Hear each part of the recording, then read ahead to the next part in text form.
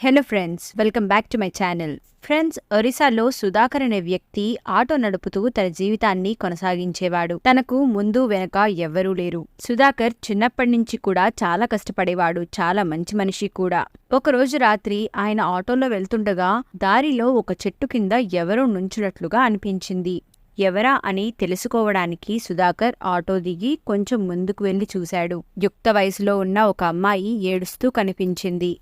ఆ అమ్మాయిని సుధాకర్ తన ఆటోలో కూర్చోపెట్టి, "మరి నువ్వు ఎక్కడి నుంచి వచ్చావు?" అని అడిగాడు. అప్పుడు ఆ అమ్మాయి, "అన్నా, నాకు బాగా ఆకలిగా ఉంది. నేను అన్నం తిని 3 రోజులైంది" అని చెప్పింది. వెంటనే సుధాకర్ ఆ అమ్మాయిని తన ఇంటికి తీసుకుని వెళ్లి అన్నం పెట్టాడు. తర్వాత ఆ అమ్మాయి జరిగిందంతా చెప్పుకొచ్చింది. తన పేరు రీనా అని, తనది ఢిల్లీ అని.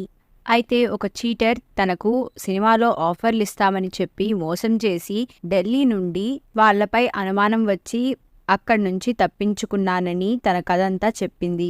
రీనా కథ విన్న సుధాకర్ చాలా బాధపడి 2 రోజులు తన దగ్గరే ఉంచుకొని తన అమ్మా నాన్న వివరాలు తీసుకొని ఢిల్లీకి పంపేశారు.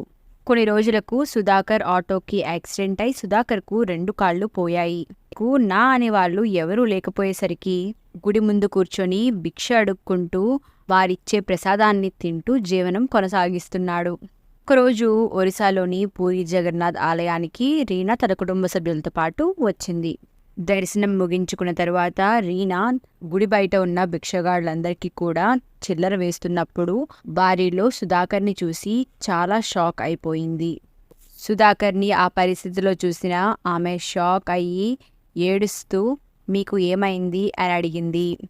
అప్పుడు సుధాకర్ జరిగిందంతా చెప్పాడు. "ఒకప్పుడు మీరు నాకు అన్నం పెట్టి నా ప్రాణాలను కాపాడారు. అలాంటిది మీకు ఎలాంటి కష్టం రానివ్వను" అని చెప్పి తనతో పాటు ఢిల్లీకి తీసుకుని వెళ్ళింది. ఢిల్లీలో చికిత్స చేయించి తన సొంత అన్నలాగా జాగ్రత్తగా చూసుకుంది. ఫ్రెండ్స్, మనం మంచి చేస్తే మనకు ఏదో ఒక రూపంలో మనకు మంచే మిగులుతుంది. ఫ్రెండ్స్, ఇది ఈరోజు వీడియో. ఈ వీడియో నచ్చితే లైక్ చేయండి, షేర్ చేయండి. ఇలాంటి మరిన్ని ఇంట్రెస్టింగ్ వీడియోస్ కోసం మా ఛానల్ని సబ్స్క్రైబ్ చేయండి. మళ్ళీ కలుద్దాం. Thank you for watching.